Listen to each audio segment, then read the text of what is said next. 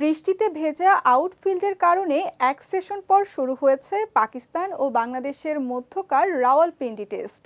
আর সেটিতে টস জিতে টাইগার দলপতি নাজমুল হোসেন শান্তর ফিল্ডিং নেওয়ার সিদ্ধান্ত যে সঠিক ছিল তা প্রমাণিত হয়েছে। রাওয়ালপিন্ডি ক্রিকেট স্টেডিয়ামে গতকাল থেকে শুরু হওয়া দুই ম্যাচ সিরিজের প্রথম টেস্টে বাংলাদেশের মুখোমুখি হয় পাকিস্তান, কিন্তু সকাল থেকে বৃষ্টির কারণে খেলা পিছিয়ে যায়। মাঠ খেলার উপযোগী করতে প্রায় 2 ঘন্টারও বেশি সময় লাগে। পরে দুপুর 2টায় টস হওয়ার পর শুরু হয় খেলা। দুই পেসার শরীফুল ইসলাম ও হাসান মাহমুদের দুর্দান্ত বোলিংয়ে বাংলাদেশের শুরুটা ভালোই ছিল।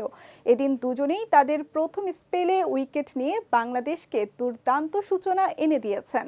মাত্র 9 ওভারের মধ্যেই পাকিস্তানের 3 উইকেট তুলে নিয়ে টেস্টে আধিপত্য দেখায় বাংলাদেশ।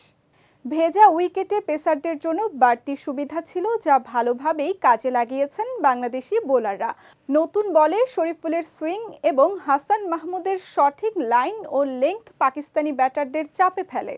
ম্যাচের চতুর্থ ওভারেই বাংলাদেশ প্রথম ব্রেক থ্রু পায়। হাসান মাহমুদের একটি ডেলিভারি অফ স্টাম্পের বাইরে ছিল, যা আবদুল্লাহ শফিক স্লটে পেয়ে খেলেন, কিন্তু ঠিকমতো টাইমিং না হওয়ায় বল গালিতে দাঁড়িয়ে থাকা জাকির হাসানের হাতে ধরা পড়ে। এদিন শফিক মাত্র 2 রান করে বিদায় নেন এবং পাকিস্তানের উদ্বোধনী জুটি 3 রানেই ভেঙে যায়। অন্যদিকে শরীফুল সপ্তম ওভারে দ্বিতীয় উইকেট এনে দেন, যখন শান মাসুদ ব্যাটের কানায় লেগে ক্যাচ তুলে দেন উইকেট কিপারের হাতে। যদিও প্রথমে আম্পায়ার আউট দেননি, কিন্তু শান্ত রিভিউ নেওয়ার পর সিদ্ধান্ত বদলাতে হয়।